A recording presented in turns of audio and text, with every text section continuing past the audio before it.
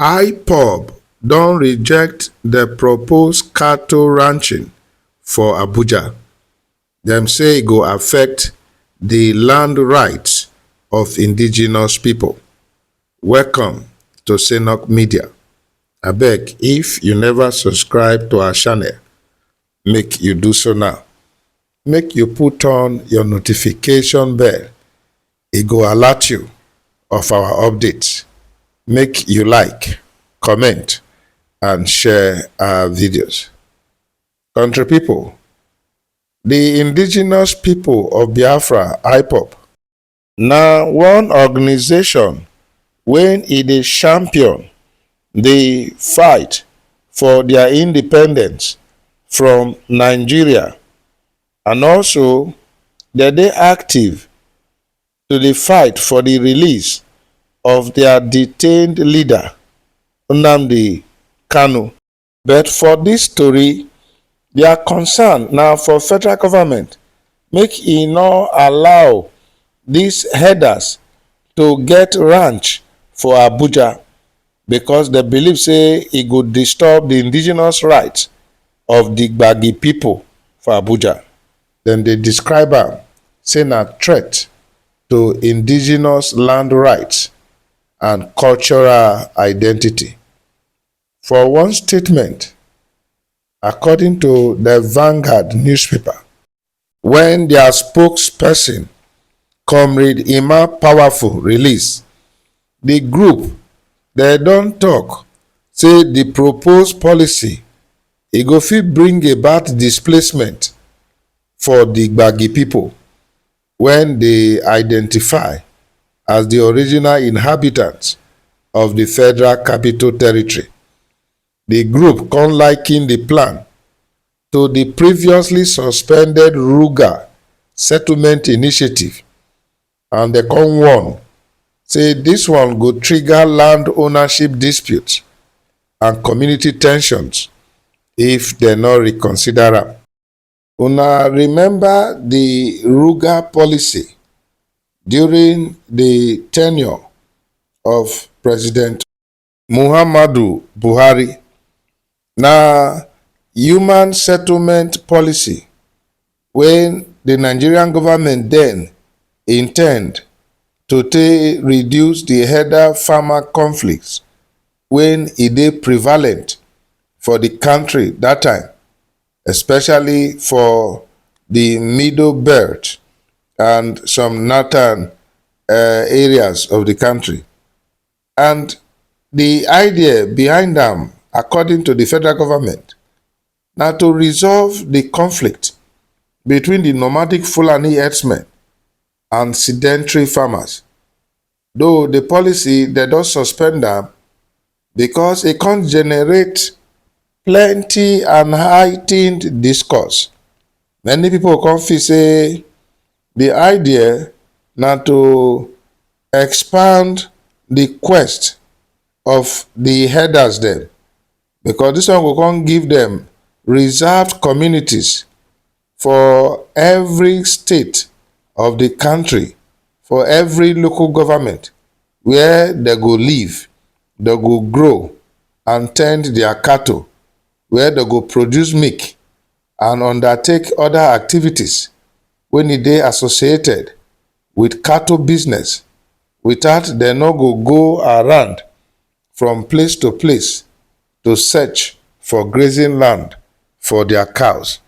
Plenty people then come talk say that move not necessary, because the cattle business na their business.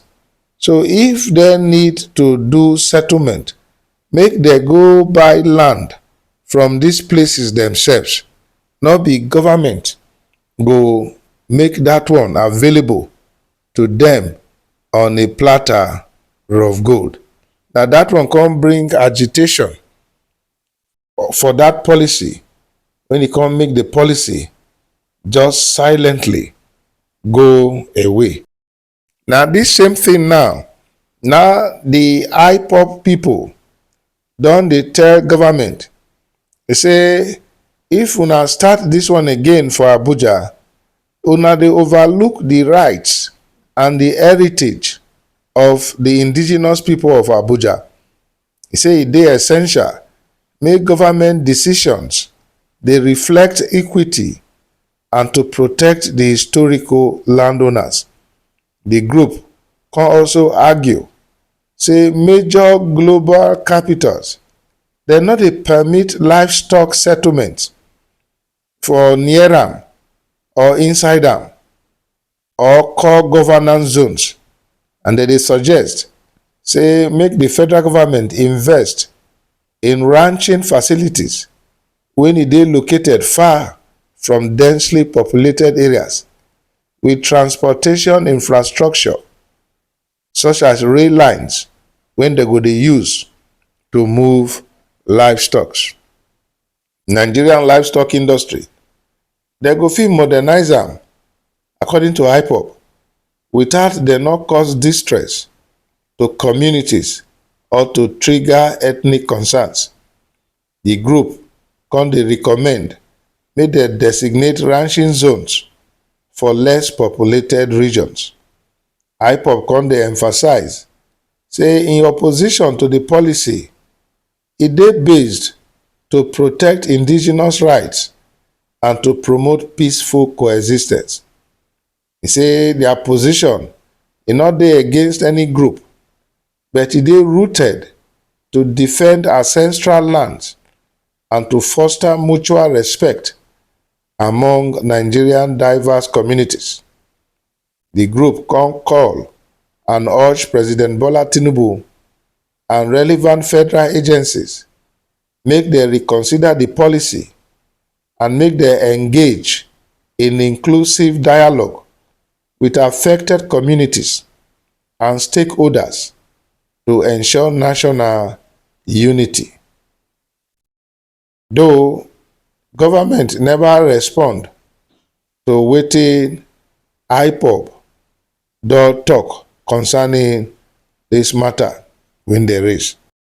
Although government never talk or respond to IPOB, that is if they go respond, because they dey consider IPOB say na a banned organization. But if you hear their statement, you go know say they mean well. In fact, they mean very well. And na one good suggestion when government supposed to take to address these farmers, elders, clutch, as the case may be.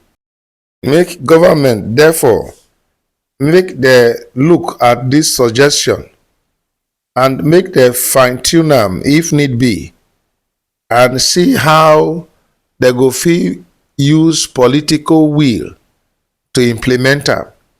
E go help to douse this mutual suspicion between farmers for the country and others, and it go bring about that convivial living, where Nigerians go become their neighbors, their brother's keeper, rather than to see one group say they get a mission to take people land from them.